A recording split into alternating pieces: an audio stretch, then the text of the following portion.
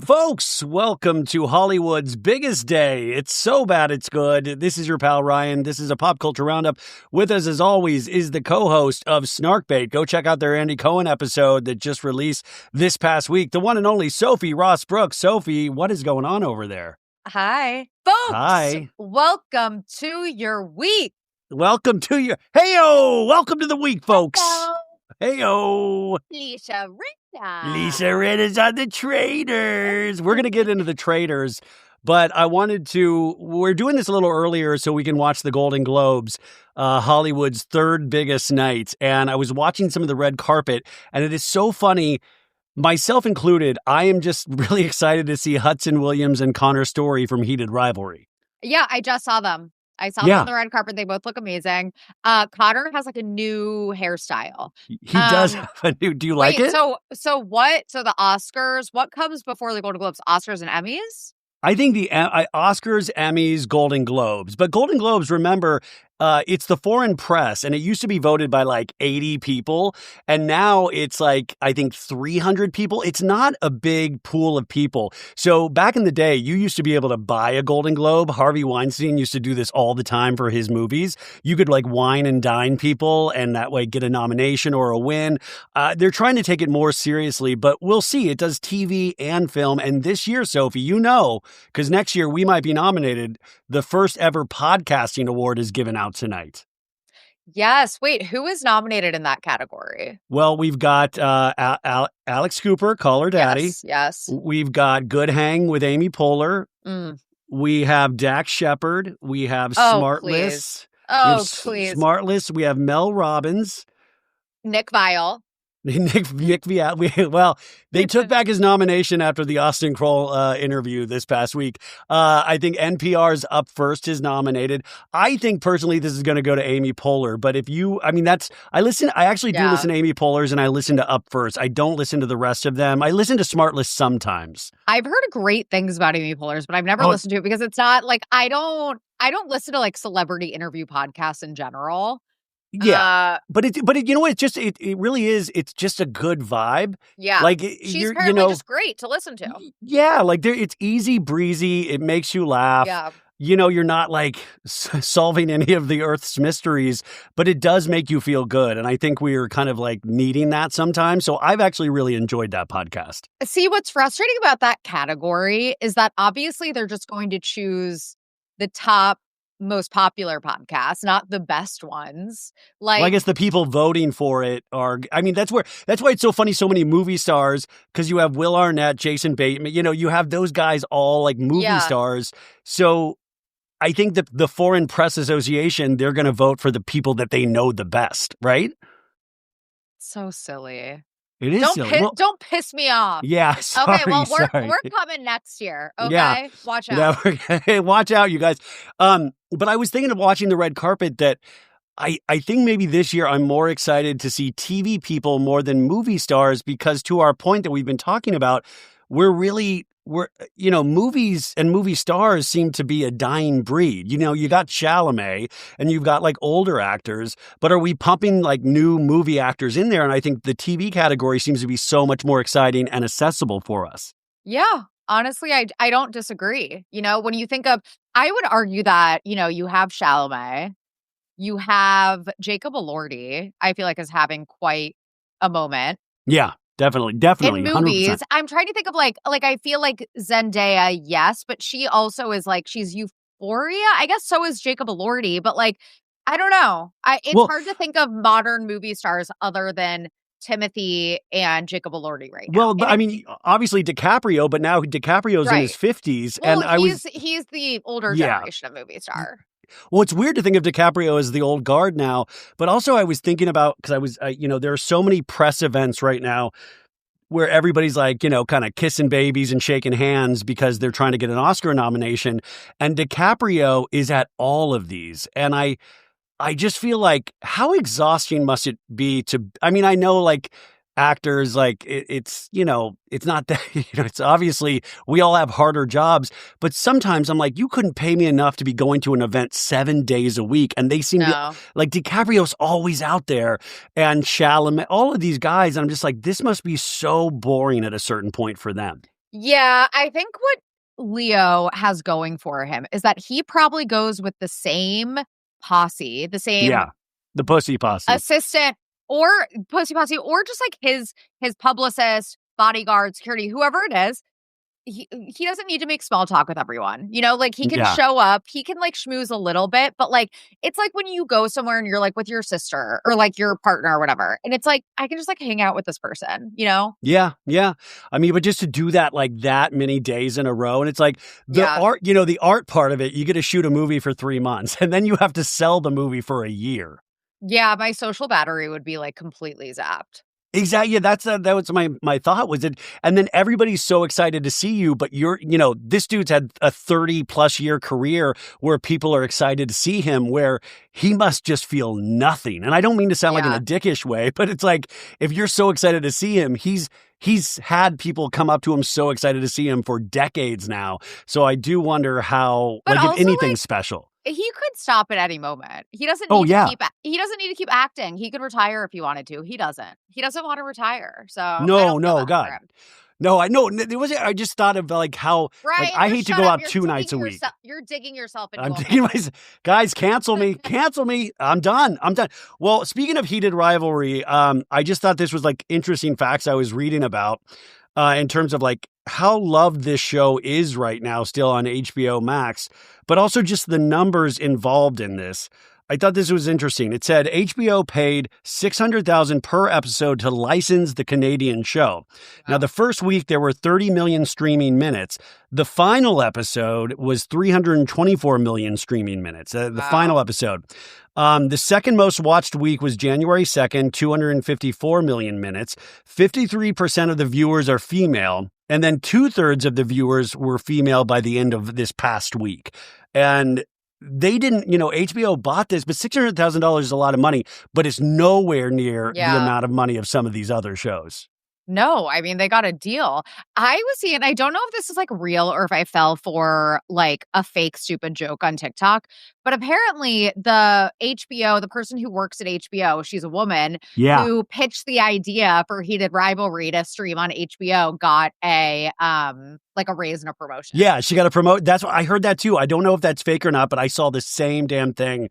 And could you imagine if you did suggest this and then it just paid off big time? I love that.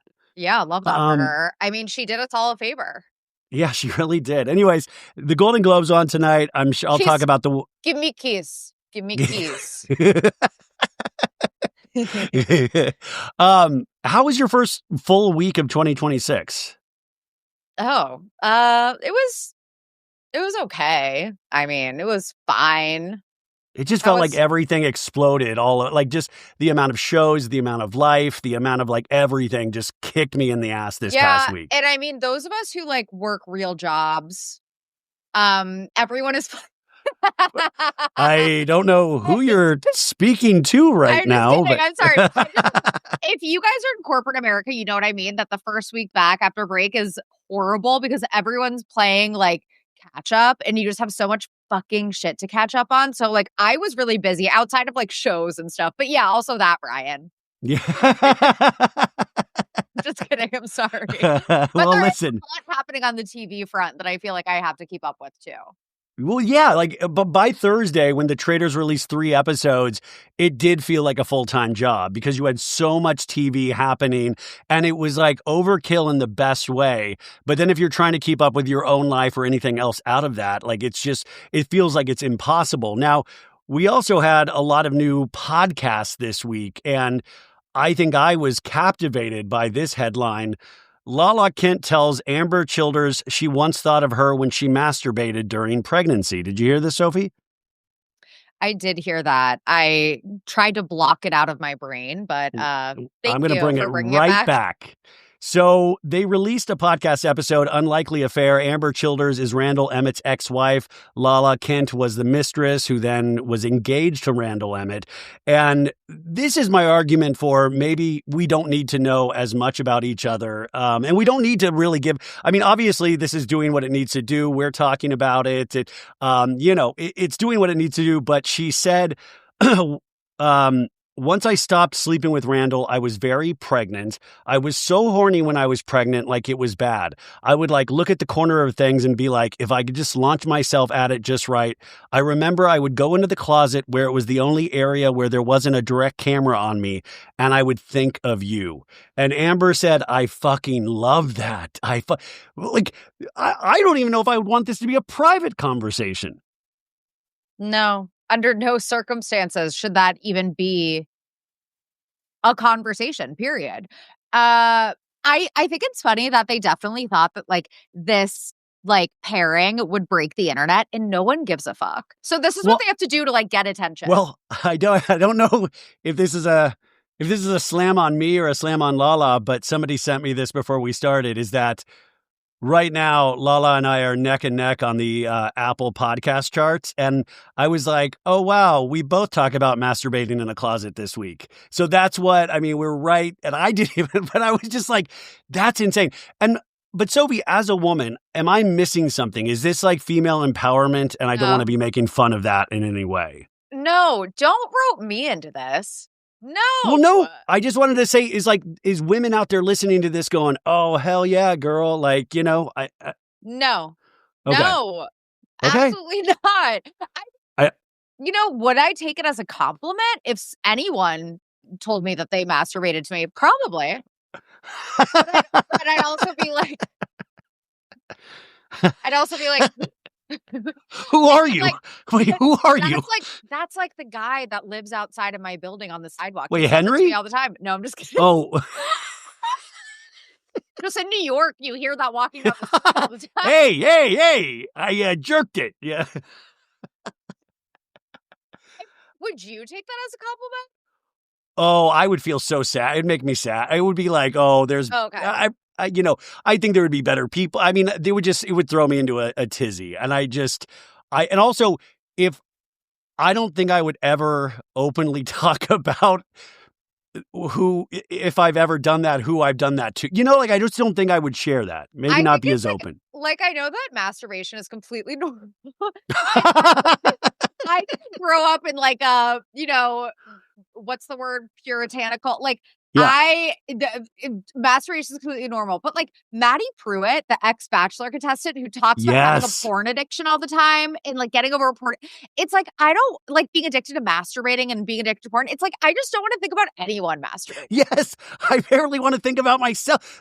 It is so wild that this was, and by the way, but like I said, I study these things, and so it got press, it got, so it did, I guess, what it needed to do. But I will say, in the same episode, they did talk about the Vanderpump Rules episode where Katie said that she had seen a sex tape of Lala, and remember, Lala was like, "You're a fucking liar. That's not fucking true." And in this episode, she admitted that it was true.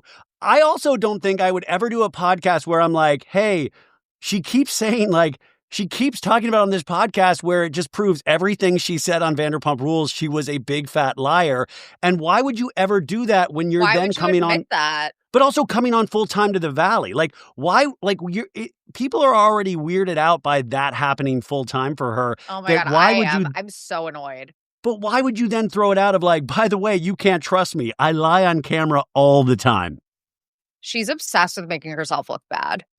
It's just what she does. But I mean, she's, I guess, insanely popular. So I don't know. I'm so confused about the whole thing. If you listen to the show, Rebecca and we are having a child in less than 3 months, and we're already talking about how do we cook for ourselves, have healthy meals, but have it be easy for us to do all of these things with no stress. Well, Factor makes it easy with fully prepared meals designed by dietitians and crafted by chefs. So you can eat well without the shopping or the cooking. It's perfect.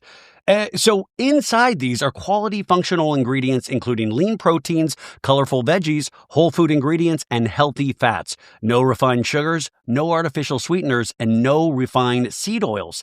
Meals that fit your goal and your schedule. Healthier eating, calorie management, more protein. I mean, we are going to need this. I mean, this is perfect for us because we can go online, search from a menu, and choose what works for us each week. There's 100 rotating weekly meals. Options include high protein, calorie smart, Mediterranean diet, GLP-1 support, and ready-to-eat salads. Plus, the new Muscle Pro collection supports strength and recovery. It's always fresh, it's never frozen, and it's ready in about 2 minutes. No prep, no stress. So head to factormeals.com/SOBAD50OFF. Use code SOBAD50OFF. That's SOBAD50OFF to get 50% off your first Factor box plus free breakfast for 1 year. That's free breakfast for 1 year. Offer only valid for new Factor customers with code and qualifying auto-renewing subscription purchase. So make healthier eating easy with Factor. I know we're going to do it. Oh my God. I'm so annoyed, you guys, that she's on the Valley. Truly. You guys know that. Yeah. Anyways, that's old news. But yeah, it'll be interesting to see how they use her on the Valley. So, hey, guys, great start to the episode so far. Let's get into Kendall Jenner. Kendall Jenner was on the Owen Teal podcast this week. And I talked with Rebecca, who did a Southern Charm recap with me, because she said two things that I wanted Sophie's opinions on. First off, she said that she has only gotten a little baby Botox and that she has never had plastic surgery. And here's me I was reading this and I thought, oh, okay, I guess she didn't, you know? And Rebecca was like, are you fucking out of your mind? And then Rebecca showed me all these pictures and I was like, oh yeah, that's weird. You can't just grow lips and you can't, you know. And she expects people to be like you, Ryan, and just be like, well, because she said it, it's true. Because most people wouldn't lie. Are innocent, wouldn't lie, and most people are like, yeah, like of course I'll believe this person who is probably telling the truth. Obviously, she's fucking lying. It pisses me off, you guys. First of all I got was a little bit of baby Botox. Baby Botox, like that's the only thing that's acceptable. It's because she's such a pick-me. And she thinks that she is such a tomboy. All she does is ride horses. She's different than the rest of the Kardashians.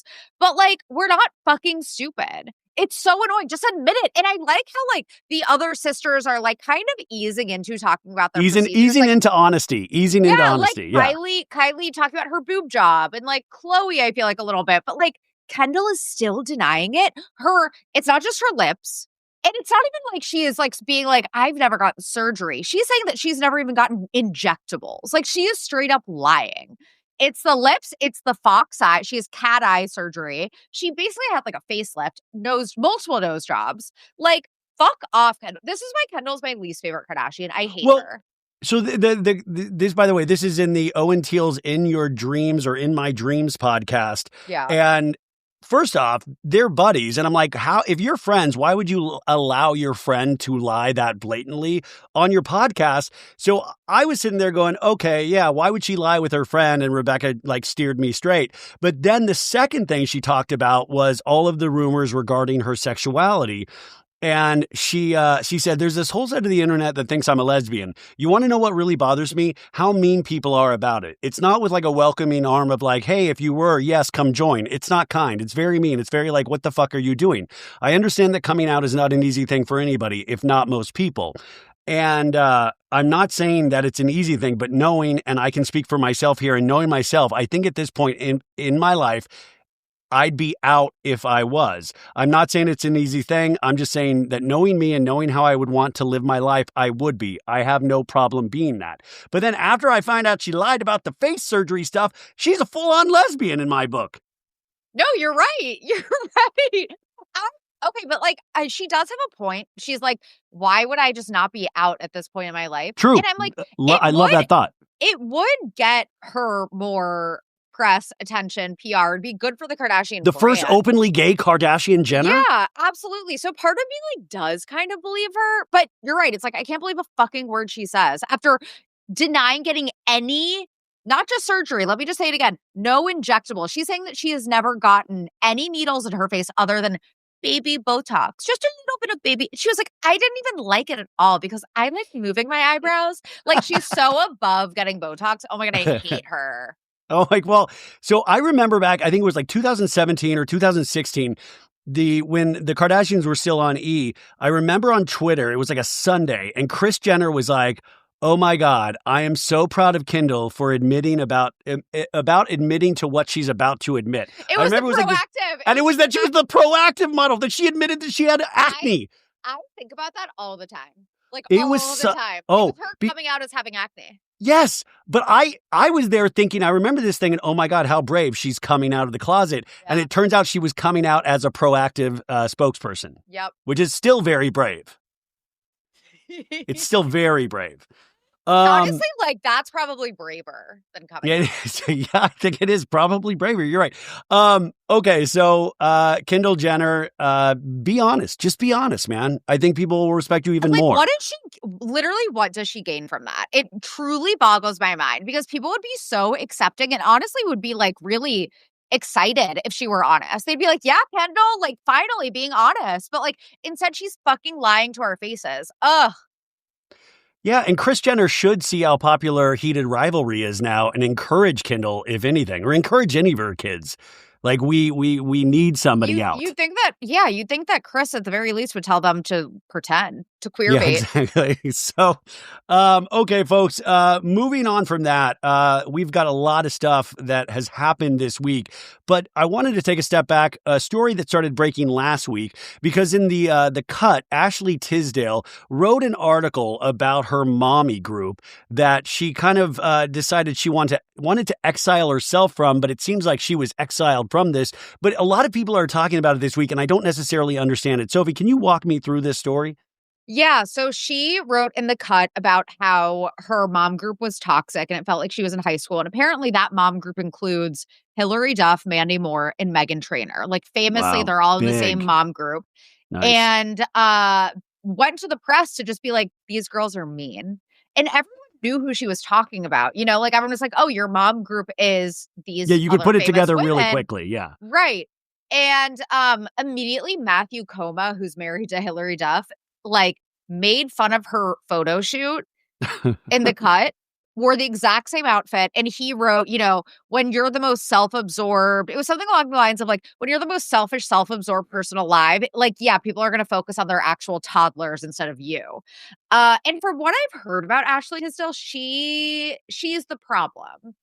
But I also even if you read the article. Oh, wait. He said, when you're the most self-obsessed, tone-deaf person on earth, other moms tend to shift focus on their actual toddlers. Yeah. But if you read, like I read the article and I came away, because it's not a long piece. I thought it was going to be like an in-depth long piece. It's not that long. I kind of walked away, you know, was like, oh, she kind of seems like she might have been the problem here, even reading it, even though it's not that in depth. But I thought it was really interesting because I love the story. I love the thought of a mom group, and I love the thought of how intense a mom group might be. But then also, how insane would it be for a pseudo celebrity to write something like, to go to the Cut and write an article about this? Mm-hmm. It's almost like declaring war for something that you shouldn't declare war over. Like, and especially after reading it, I can't believe the editors weren't like, you might want to take a step back because it doesn't seem very clear who the problem is here. Yeah, I completely agree. So apparently her PR came out and said it's actually a separate mom group. It's not the one with any of the celebrities. Don't worry. Clearly trying to walk it back. But yeah, Ashley Tisdale is the problem. If you know, she's fallen out with Vanessa Hudgens. There are several famous people that she is like famously. Do you remember when she was on Watch What Happens Live? Like somewhat recently, and she was asked about Vanessa, and she had like the most awkward answer. She was like, well, I'm a mom now, so. Well, that's great. So her PR said she might have been kicked out of 2 mom groups. They're like, that's not that mom group, but that mom group, because it seems like the Duffster has unfollowed Ashley Tisdale and vice versa. And I'm always going to stand Hilary Duff. I'll stand 10 toes down for Hilary Duff. Oh my God, her new music is amazing. All of the she's got a new album coming out. It is everything that I've heard, because she's been teasing it, is really good, you guys. I'm so excited. But Team Hilary Duff, 1,000%. Obviously, shots fired. Hilary Duff's husband, Matthew Coma, who I also think is kind of thirsty and annoying. We talk about him more on Dark Energy Tuesday tomorrow. But he is annoying, but like it's very clear that like normal celebrities wouldn't do this. Like Ashley Tisdale is like not relevant, and that's why she had to like go to the Cut to like cause drama like this, you know? Like I just wonder if she got the attention she desired, or if she's realized it's blown back in a bad way. I mean, she's back in the headlines for the first time in a decade. So I don't understand celebrity anymore. It's like, it just feels like it's either rage bait or get people angry at you instead of do something amazing. Speaking of rage bait, can I lead the conversation to something really fast? Yes. Nick Viall, Natalie Joy. I hate that. Okay, but my question to you is, are they doing this on purpose at this point? Right. Are they? That's okay. So that's the debate. A lot of people are like, they have to be rage baiting at this point. They have to be. I don't think they are. I think that they are genuinely this horrible. I think they're this awful because the amount of comments I've seen since this Austin Kroll interview, and if you guys don't know what we're talking about, I'm sure you do, but they interviewed what's the Austin deal with Kroll. this cliff? What's the deal with this cliff? So they were interviewing Austin, and Austin has been very open about his sister tragically passing away when she was 9 and he was 7. And they've covered it on the show. Oh my God, it's been talked about in depth on the show. They were there as a family on a family hiking trip, and she tragically fell off a cliff. Like, what else is there to know, you know? And they're supposed to be talking about the new season of Southern Charm. And then Natalie, less than 10 minutes into the interview, pivots and goes, so sorry to change the subject, but I didn't know this about your sister. Like, treating it like it's like gossip. And then you could tell that he was like physically uncomfortable. His leg was shaking. Like, he was like, he goes, okay. Really okay. Shifting gears here. And then she goes, so what? She asks, were you there? And it's like, we know that he was there. He's talked about it in Southern Charm, so you haven't done your research. And then she goes, what was this like cliff? Oh, no, I know. God. And then she conveniently, this is what happens every time Natalie says something stupid on the podcast, she conveniently has the stomach flu or she's sick. And then she's out for the next few episodes. No one gets the stomach flu more than Natalie Joy after she fucks up on the podcast because they will never apologize for anything. Remember we made a bet about them? You were like, they're going to apologizing to Whitney Levitt about the mom shaming. Yes. They never did, obviously. Oh, they never did? No. They never apologized for anything. And they've both just been, besides like Nick has been releasing episodes, but they've both been like pretty silent on social media. But don't you think this would, if I were them, don't you think this would be a great conversation to be had because we all make mistakes. We all, I mean, like, wouldn't it be a great conversation, especially as a new mother and especially as trying to get better in their craft of interviewing and things like that? Well, the other thing was Rebecca said like, oh my God, I can't believe somebody made me actually feel bad for Austin Kroll. Same. You know, it's like, oh, wow. And so it kind of did something good for Austin. And so then I'm in my head going, are they playing like 3D chess here? Like, are they really this smart or are they just really that dumb? No, because it makes them look horrible. She approached it with like literally zero empathy. Like, actually, there are a lot of things that have made me wonder if they're like both sociopaths. And I know we throw around that term a lot, but it's like there was no like emotion or empathy there. And they're both parents, right? Like you would think that. And how old is their child? Because the other thing I was like, I keep making excuses because I was like, well, you know, they're going on zero sleep and they, you know. No, she's not a newborn. Okay, but also. River Rose isn't a newborn no more. But also, Sophie, they have a team of people that work for them. So, like, I'm so curious of, like, who preps them. And it's obvious that they don't watch all the shows, which, yeah, who has time to watch all the shows? But if you're going to have Austin, that is such an opportunity. And by the way, like, I was talking on maybe the Patreon or something where I was saying, if you get that opportunity, you usually check ahead of time of like, hey, what are the areas that we can't go? And then you feel it out. Like if you are having a really open, honest conversation and death comes up, then you're able to be like, you know, I was so dismayed to see those episodes about your sister and how that affected your family. But my God, your family is such a strong unit. How did that happen? You know, like there's ways to enter that in a delicate way without just ripping a Band-Aid off. And it's because you know how to interview people and you're someone that should have a microphone. Like Natalie is not, neither is Nick, let's be honest, but Natalie has zero qualifications. She is not a journalist. Like she's not, like there's So they're learning as they go. It's ridiculous. It's like so insulting to the craft of podcasting. And if there is a silver lining that, first of all, so many people are quitting the Viall Files finally. I'm seeing so many comments, and other people are all saying, head over to So Bad It's Good with Ryan Bailey. Oh, no, they're not. No, they're not. Are they really? No, never. No, Sophie, I swear to God, I swear to God. I've seen so many people. Oh, that's really nice. Holy shit. For Rex. They're like, I'm quitting the Viall Files. Oh, that's really nice. Another, like, Bravo celebrity interview type of podcast that I should listen to instead. And everyone is saying so bad it's good. Oh, that's obviously. really. And but so by the way, we do watch out. But also, what I get so insanely jealous of is that they get so much access with the best, and they have no restrictions on their interviews. I get restrictions everywhere. It's like, so it would be great to someday have more access in terms of being able to do a more well-rounded interview in terms of information. But I would also know where not to go or where to. Anyways, but this isn't about me. You're right, though. I found that really sad, and I do think it's hopefully a learning opportunity for both of them if they're open to it. Because they really have one of the biggest podcasts out there. Like, what a great opportunity for them to grow. It won't be a learning opportunity because they're both so fucking smug and they think they know everything and that they're better than everyone. Also, did you hear the part? So I actually listened to the whole podcast. I suffered through it. So did it get better? Is it? No.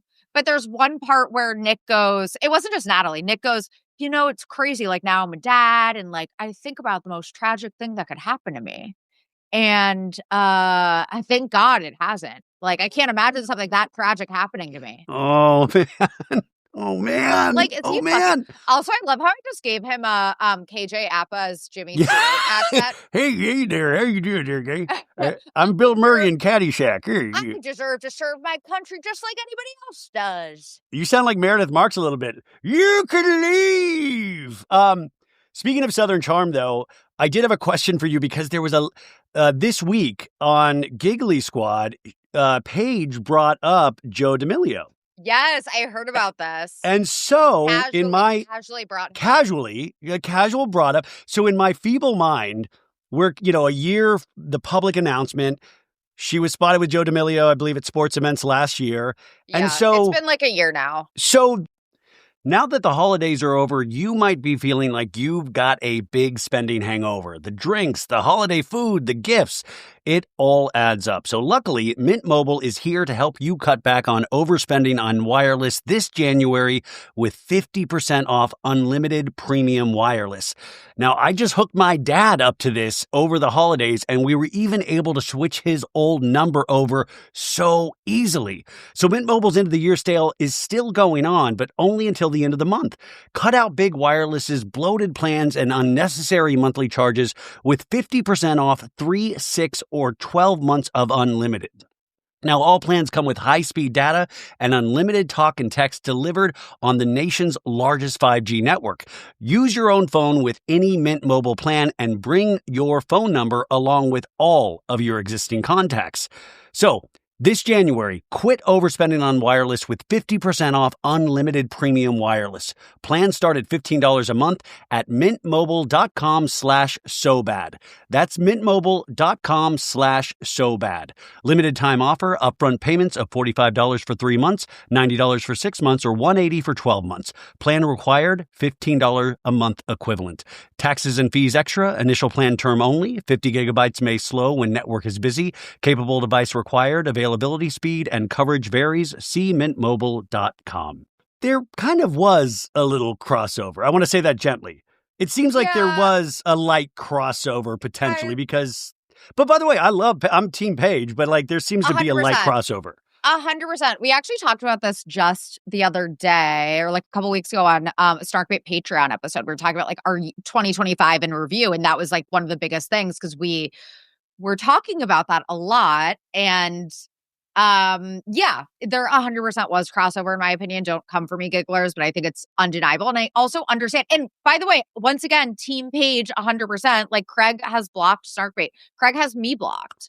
So Craig blocked Snarkbait too? Wait, I thought I told you that. Yes. I knew you personally were blocked, but I don't think I remember Snarkbait being fuck Craig. But I also understand her wanting to keep this relationship low key because I'm sure she knows it looks bad. But she's it smart. Seems like she's starting to soft launch him maybe now that it's 2026. So, wait. Whatever. Like, it's but not don't a big feel deal. bad. Sophie, don't feel bad that he blocked you on both accounts because that also that might not be his doing. That might be his therapist. Oh, I mean, ChatGPT. ChatGPT might have told it. His assistant. Oh, I love his assistant. Christopher, whatever. I love that guy. But I love this week on Southern Charm. He was like meeting with Whitner. He's like, you know, I've been really talking with my therapist, ChatGPT, like, going back and forth. He goes, I cried to ChatGPT. And then when he's like talking to Austin later, he's like, can you believe it? I went back to therapy, but he leaves out the ChatGPT part. Your ChatGPT is not, it should not be anybody's therapist. In fact, there should be a restriction. If you start treating it like your therapist, ChatGPT should lightly tell you like, hey man, this isn't what this is meant for. Like, please stop. I can't believe this even needs to be said, but it does. But it does. You guys, ChatGPT will always tell you what it knows you want to hear. Like, that's not a therapist. A therapist sometimes has to have like real conversations with you. ChatGPT isn't capable of that because it's a fucking robot. It would be great if ChatGPT knows what Craig wants to hear, and it's like, yeah, ChatGPT told me Paige is a fucking bitch. Wait, ChatGPT told me that I have amazing hair. Well, but wait. Craig does have amazing hair. He does. He does. Okay, that is true. That's not ChatGPT. But also, like, your therapist wouldn't say that. That's something that, like, ChatGPT would say. You've got great hair, Craig. Why are you doing that? ChatGPT told me it masturbates in the closet to me because ChatGPT is pregnant right now. So that's what happens. Okay, so I thought that was just an interesting little thing this week because I was like, so Craig's not insane. There might have been something lightly going on, but at the same time, there obviously were so many other issues in that relationship. Exactly. I think the crossover, potential cheating, whatever it was not the cause of their breakup. I think it was just a symptom of larger issues they had. Now, let's move on to the traitors. The traitors. Did you watch all 3 episodes? So good. Obviously, Michael Rappaport needs to fucking go. But yeah, I did. Okay, because I thought, I was like, Sophie, if we really want attention right now, we should come out and be like, Michael's right, dude. He's the only real player there. He is the only real, and that guy knows. Faithful. He's the best looking faithful. And he's a housewife. I consider him an honorary housewife. Point blank, period. That was like such a casting misfire, and I think that. But is it, or are they rage baiting us too? I feel like maybe they are rage baiting us, but it's not working because he's so fucking annoying. That's making people not want to watch until he's gone. So he really is like a giant zit that sucks all the oxygen out of every room he's in. And really the fact that he's so up the housewives' ass and the housewives all seem creeped out by him. And he's like, I'm like an honorary housewife.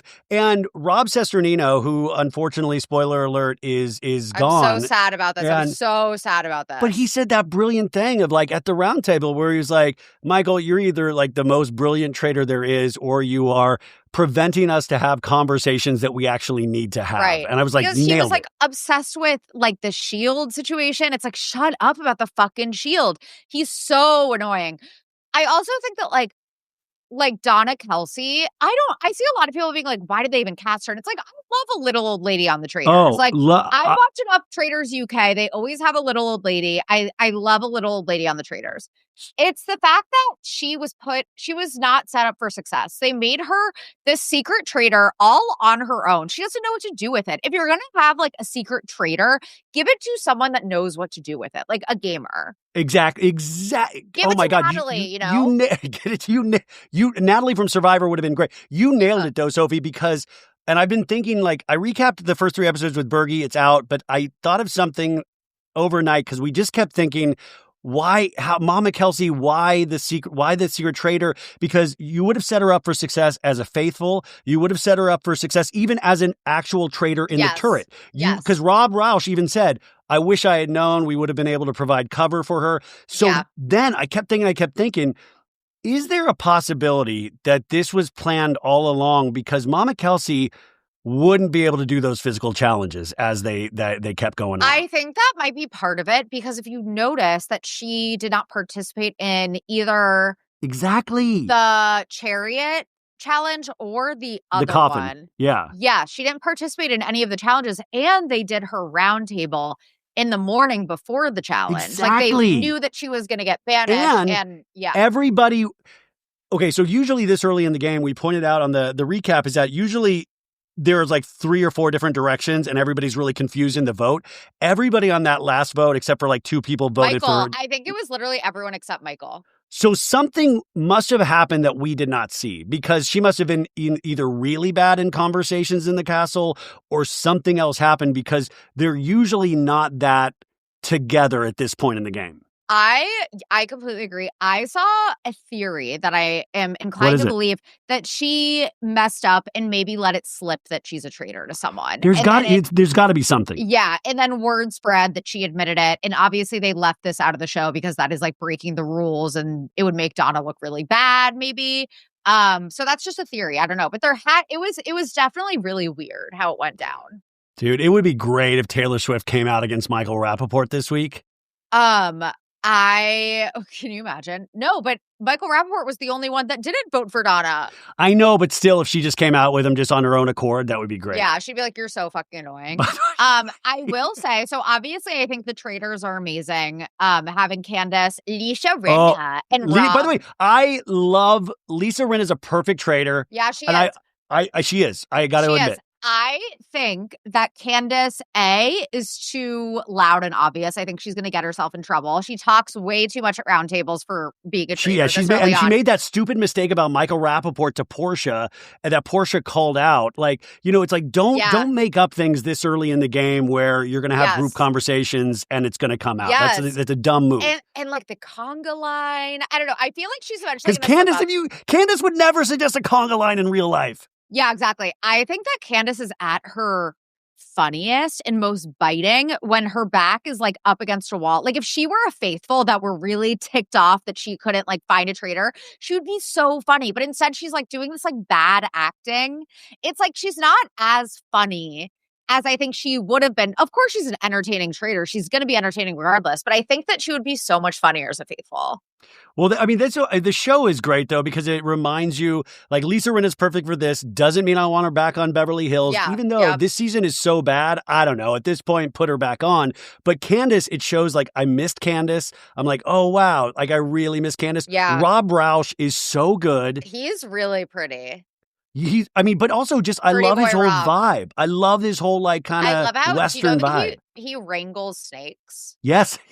I do know. I didn't watch Love Island, so I like. Oh my God, Sophie, that's his whole deal. I know, this is my first real introduction to him. Oh shit! I like what I'm seeing. Well, creepy, but also the other ones, like, okay, so Stephen Colletti, I was like, oh, he's in that Efron, he's in that Dylan Efron Pilot Pete role, but Stephen really hasn't spoken much in the first 3 episodes. No, they're trying to make Colton, Colton, I think, is going to. Okay, so we did an episode over the weekend where I was fully like explained and told about what Colton did. And that must have been so legitimately scary for that woman that he left from The Bachelor from and put the device on her car and stuff. God, I'm going to get nailed to the wall for this, and I already said it, but he described it in the documentary. His documentary, if I'm not mistaken, was that he was like so afraid to come out that this was his only chance at living what he considered a normal life. It doesn't make it right. It is still like it's going to ruin potentially a lot of the rest of his life, his behavior. But if you are locked in what is kind of this prison of your sexuality or what you feel like and your parents and your religion, you're going to do insane things. It's still insane. It is insane. But I don't know, that part, I could somewhat. But you guys, we have a Colton Underwood like deep dive on Starkbait also. And like he put a tracking device on her car and showed up outside of her house at like 3 a.m. And she had to give it a restraining order on him. How terrifying is that? Like, that is terrifying behavior. So she dropped the charges and then who was it that interviewed? Wait, who was it who was I just told that like, anyways, I know that Call Her Daddy interviewed him. Yeah, but who was it that actually went to her and said, hey, I'm going to be working with Colton. Is that okay? Oh, no, it was Caitlin Bristow before she hosted that Are You a Virgin show. A Virgin show, yeah. So I do believe Colton is already talking so much that I believe he's going to get recruited as a traitor and then they're going to throw him under the bus because he's already talking a lot. He's so annoying. Like, actually, he needs to fucking go. Those were. But why do you think he's getting all these opportunities? Those were. I don't know. I truly don't know. It boggles my mind. Like, why are we giving a stalker and harasser? Actually, Demi Burnett, who I believe was from his season of The Bachelor, came out and was like, why the fuck are you putting and he keeps talking about being gay because he thinks that'll draw attention from the fact that he was a stalker and a harasser and had a restraining order against him and put a tracking device on his ex-fiance's car, ex-girlfriend, whatever it is. Yeah. No, I mean, it's insane behavior. It's insane behavior. I think that, like, though, I those are my critiques so far of the season. Michael Rappaport, Colton Underwood, the Donna Kelce thing, and I would have preferred Candace as a faithful, which I think is an unpopular opinion. But other than that, great season so far. I mean, they put so much money into the editing, the music. Alan Cummings, perfect. The only complaint I have is that I thought we were going to 1 episode a week. This week, we have 2 episodes on Thursday. Wait, why is that bad? Because you're like, I'm overwhelmed. At this point, let's get to 1 episode a week, these are really in-depth episodes, and sometimes you're trying to... a really rich text. Guys, this is like Shakespeare. You need to watch and rewatch for Easter eggs. Hello, my lovelies. Like the Zapruder film, Yes. Yes, you got to go back and forth. So anyways, that's my only complaint, but The Traitors, highly recommend. Now, I know you don't like Michael Rappaport on the show, but you are a New Yorker. He said this week that he is going to run for mayor against Mamdani. Does he have your vote, Sophie? Oh my God, please. New York doesn't claim him. When he mentions, I'm from New York, I'm a trash talker, I'm a great trash talker. And it's like, we don't fucking claim you. Also, and I don't want to get too deep into this. Wait, what about when he is eating from like a plate? And God. By the way, that's how I eat. I would never eat like that on camera, but that's legitimately how I eat. You can eat like that when you're alone in front of the TV. Exactly, Sophie. The fact that he knows cameras are on him and he's that comfortable, and I just don't. What? He's another one. He's like Colton. Michael Rappaport gets so many opportunities.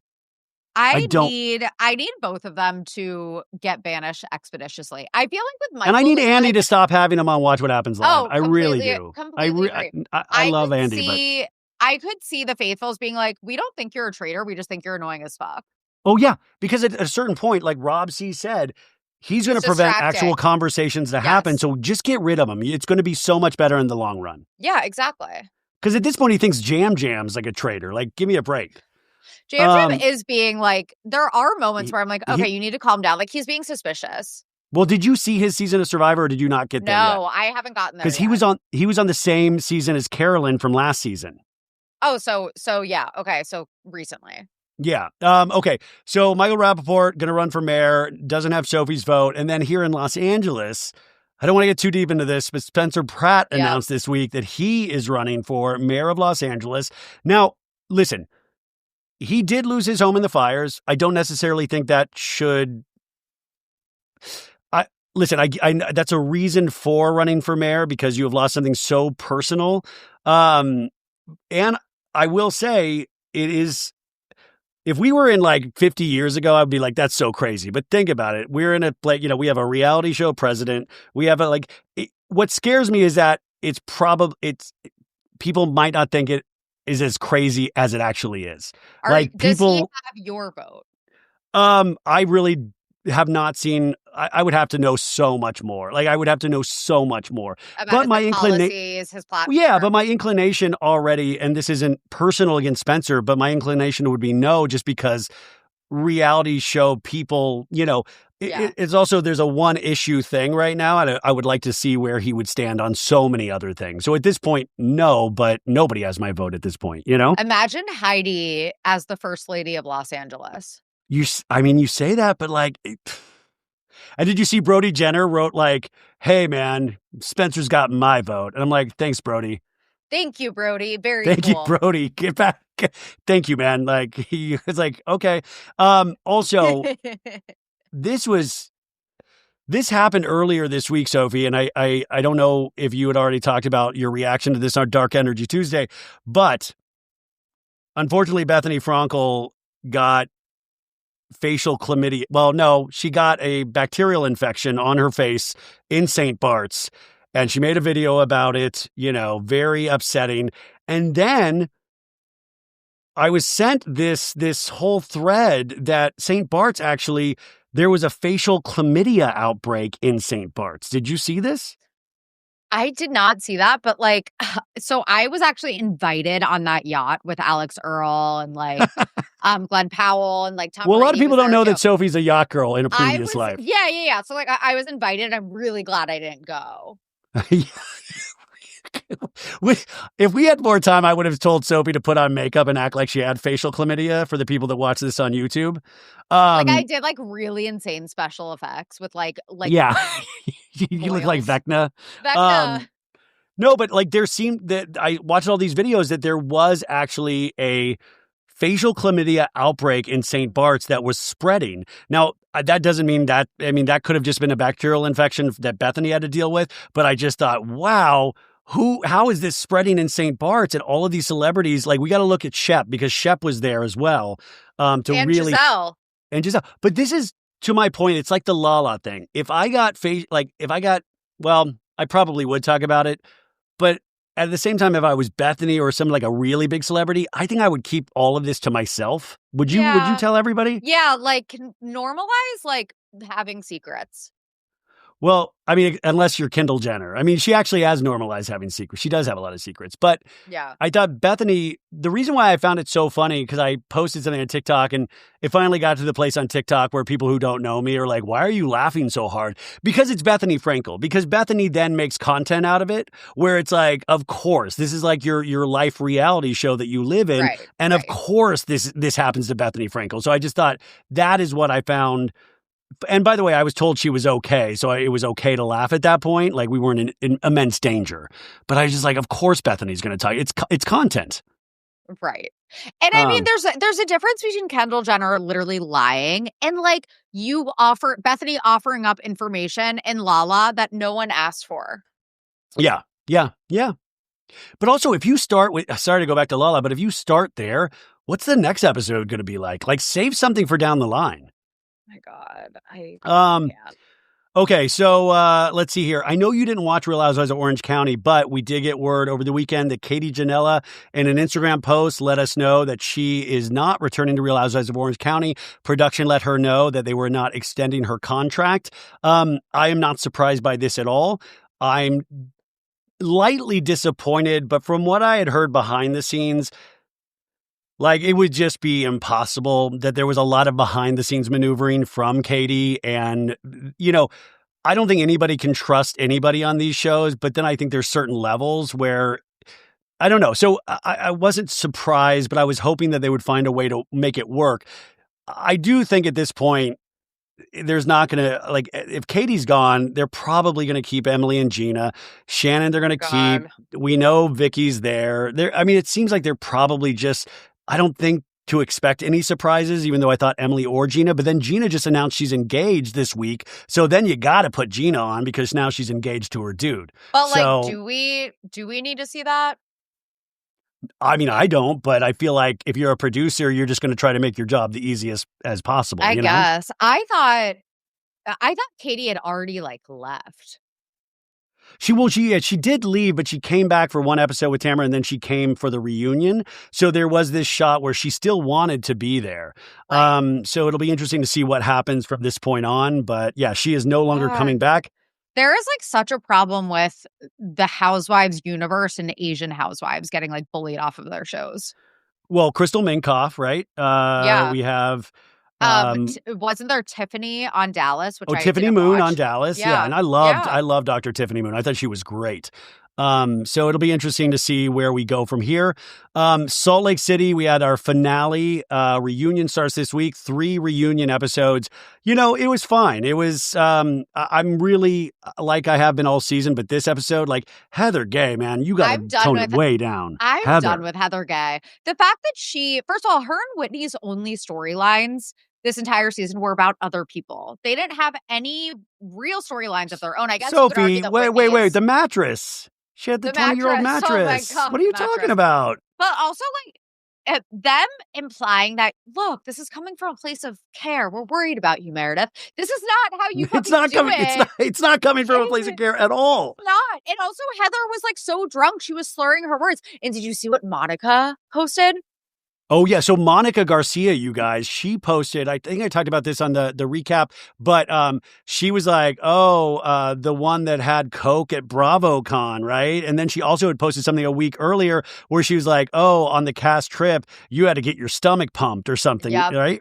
It swore the producers to secrecy. That wasn't Meredith. And she also went, hashtag not Whitney Rose, because everyone was going to assume it was Whitney, but it was. But remember, the cast trip that Monica did go on was that Palm Springs one where we saw Heather Gay in the van piss and puke herself. Oh my God, that was the same trip. Yes. Yes, because I was like, separately, we remember that Heather, was puking and pissing herself in the Sprinter van. I didn't put two and two together. But Heather's got to watch it, though. If you're calling somebody else an alcoholic and a pill popper, and then you seem to be the one always with a full glass of wine, or by the reunion, you saw Heather just glassy-eyed, and she was like, and it was like, oh, dude, Heather. And by the way, I always like when people are tipsy, but you can't then come out for other people when they're drunk, Exactly. And then even Bronwyn was like, so Seth was in New York. He was with another woman or with someone else. I don't know who this person was. And it's like, okay. And then she was like, I just feel like because your marriage is being attacked, that you are on the defense. And it's like, well, you're the one attacking her marriage. You're implying that Seth is cheating on her. Like, what? Meredith said in a tweet that girl, it was actually a business meeting and there was a bunch of people, not just one girl with Seth. It's like so stupid. And then Bronwyn was like, yeah, it's because people are questioning your marriage that you're you're just on a downward spiral. And it's like, you're the one questioning her marriage right now. Like, what are you what? What I will say is that in how these shows are put together, what I'm realizing is that they're shooting. They're not getting, the production's not getting necessarily what they needed in terms of conversations. So what I feel is happening is they're like, we got to get somebody in there to make Meredith talk or not. And so Bronwyn's like, I'll do it. So it's clumsy and weird because they're not getting overall what they wanted from Meredith. And if Meredith never wants to admit things, you do not have a storyline anymore. And it seems like from the plane on, she has not wanted to admit anything. So it makes it hard for the reality show and it makes all the other people look bad, but you've got to let it go then because Meredith is not, exactly. You've got to, you can't do that then, right? It just makes everybody look bad. Yeah, totally. I love how Lisa Barlow had Meredith's back like a real sister. I will tell you, by the end of the season, I was kind of liking Lisa. She had a good, it was the opposite. I feel like Bronwyn had a really strong start. Lisa had a bad start. And then it went like that. And Heather and Whitney, you just went too hard. You went too hard where it's we found ourselves having to start understanding Lisa and even Meredith, even though I think there is some mystery with Meredith, but if she doesn't want to talk about it, we can't do it, Right. Anyways, we start the reunion. Also, did you see Bravo and Cocktails posted that photo of Todd in New York with a girl? Yeah. Yeah. Todd farting up a storm. Yeah, by the way, if you're in New York, guys, and if you've smelled Todd's fart, please contact us. It's so bad it's good with RyanBailey@gmail.com. A couple other things before we leave. Nicola Peltz, who's with the Beckham kid, I just saw on TMZ she deleted all traces of the Beckham family from her Instagram. Oh, yeah. They have beef. Nicola, but she went even further to delete all traces of that Beckham family except for her husband. Just a couple weeks ago, I think that Brooklyn blocked his entire family on social media. And his brother came out and was like, yeah, we got blocked. Yeah, it was because they were like, you blocked him. It was like, no, our parents would never block him. So, man, Nicola is really, is it Nicola or Nicola? I think it's pronounced Nicola. I've never heard it pronounced Nicola, but I could be wrong. I think that I don't want to make, assumptions about her character because I know she was only a child apparently when she pushed her nanny down the stairs allegedly, but you've heard that story, right? Oh, Rebecca's told me that story so many times, Sophie. She loves that story. Yeah. Who among us, though, hasn't? Who amongst us doesn't love a good pushing a nanny down the stairs? Okay, so anyway, so crazy shit over there. Who knows if we'll ever know what the real truth is. Now, Real Housewives of Potomac filmed their reunion a couple days ago. The interesting thing about this, you guys, first off, Dr. Wendy is going to be there. She was there. I think she's first chair, isn't she? First chair, right next to Andy. Yeah. But the other interesting thing, Stacey's there in the first chair, but then at some point they switch up and move Stacey down and Karen's there. So who knows what episode that'll be. But first off, Dr. Wendy, I don't think to expect too much, because I think she'll immediately say, on the advice of my counsel, I'm not allowed to speak about anything regarding that matter. She'll right? be very politician speak about it. Yeah. She'll know what to do. She's smart. She'll know what to do. But I love Stacey this season. I'm excited to see what Karen Huger has to say. So that was filmed this weekend, so something to look forward to. And then this is a weird story.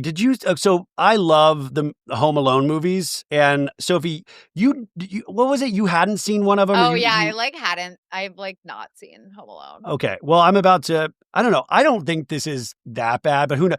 Daniel Stern, who plays one of the burglars with Joe Pesci, I think he's so funny in these movies. Well, he got busted in Camarillo, California, because he tried to hire a lady of the night, a prostitute, and he was cited at a hotel for this. And he was booked. There was no mugshot. He was just given a ticket. So this was like a story on TMZ. I'm trying to find. Where was he? In Camarillo, California, which I think is but what's interesting about this, this happened on December 10th. He was cited for soliciting prostitution. So I'm wondering who over at, because that's like prime time for viewing these like Christmas movies. Like, did somebody pay to keep this quiet until this week if it happened December 10th? Because, you don't want one of the burglars to be like, hey, that guy just got arrested for soliciting a prostitute. They had to wait until after the season. That's like Stefan Diggs. Did you hear about Stefan Diggs? Wait, who is Stefan? He plays for the Patriots. He was accused of strangling, I think, his private chef, strangling and assaulting his employee. And they were like, so we're going to arraign him, but we're going to wait until after the playoffs. I know. We're so backwards, man. I know.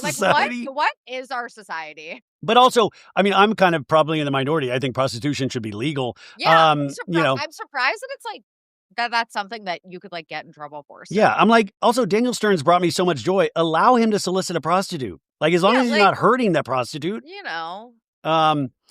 And finally, this week, Stranger Things, it is ended. There was a rumor this week that there was going to be a whole secret 9th episode that didn't pan out. But there is good news. Today, there is the premiere of the new Stranger Things 2-hour documentary, One Last Adventure. Oh, God.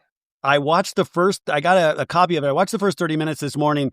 It shows you how boring making something really is, but I liked it. I've only seen 30 minutes of it, but if you're into Stranger Things, watch the documentary, because it covers them from the first season on, and it really shows you how magical that first season was in particular, and it shows footage of their auditions as little kids, and you're like, God, that show was but they did talk about, which we talked about last week, which is a mistake, where they we just keep getting bigger and bigger. And I don't know if it necessarily ever needed to get bigger and bigger, It didn't. Heated rivalry. Keep heated rivalry with a $5 an episode budget, and that's all you need. Yeah. Sophie, what's coming up on Snarkbait? You released the Andy Cohen episode, which I really wish you would pull, because Andy just lost Bob Weir, and I know. I'm sorry. The fact that you would do this, but also we talk about how we're huge fans of Andy. Yeah, completely respect him. He's literally a trailblazer when you really think about his career and research it. I think that he really is, and a lawyer, I think it was Brandy Glanville's lawyer said this, that he literally is too big to fail. He's too valuable to the Bravo network at this point to ever really get in trouble for anything that he's been accused of. He's going to be fine. I still love Andy. Listen to the episode yourself, make your own conclusions. But was there one thing that was there wasn't any Colton Underwood kind of stuff in there, was there? There was the ex-Project Runway contestant who said that he was creepier than Harvey Weinstein on set of Project Runway. And because Project Runway he produced before he was the face of Bravo, back in the day. Yeah. And so did the Weinstein Company. So she dealt with both, and she said that Andy Cohen was creepier than Harvey Weinstein, and that she didn't even file a lawsuit. She just talked about this on Instagram. It didn't seem like she wanted money or anything from it. So you have that. But again, it's I don't know, take it with a grain of salt. I still love Andy. I know that he has been accused of a lot of things, a lot of housewives lawsuits, but listen to the episode, make your own conclusions. This week, we actually have another Bravo universe person. We're doing a deep dive on Carl Radke because his book just came out. Oh, I had my buddy Samaj on the Patreon to do a review of the book, and he went to the soft bar opening. Yeah. First off, I just wish the book was more than 170 pages, but people have been saying there's a lot of good information in there. It's really actually good.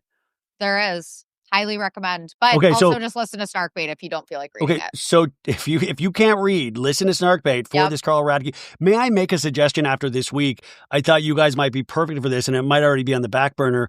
What about a Bowen Yang Matt Rogers episode? Oh, God. Are you anti after their latest controversy? Okay, so there was a little controversy this week because, they made comments about Jasmine Crockett, and Matt Rogers was like, just don't run. You're going to... Listen, even myself, I have political opinions, and you probably know what they are. But when you're talking about a district you're not even in, when you're talking about, I think it's really damaging, and it really shows why celebrities sometimes are very disliked. Having said that, I hate we build these people up and we tear them down immediately. That is one thing that I get scared of. And I'm not even using, I'm talking about across the board we do this.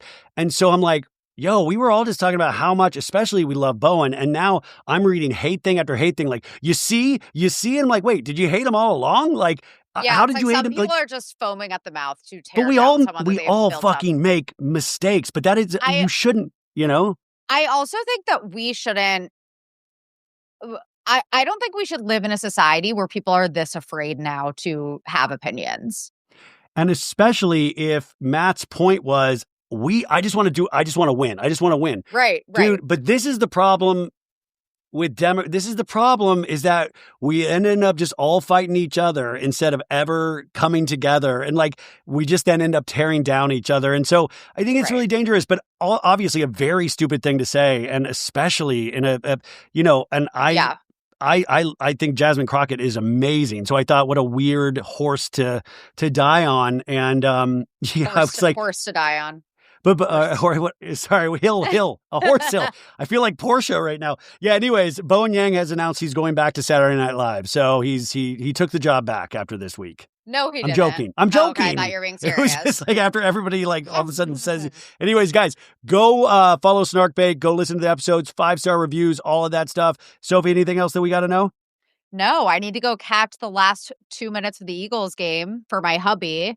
Oh my God! So good luck. Go Birds. We'll see. And I'm going to go watch the Golden Globes, which I'll talk about at the beginning of this episode. Yay. Bye, guys. Bye.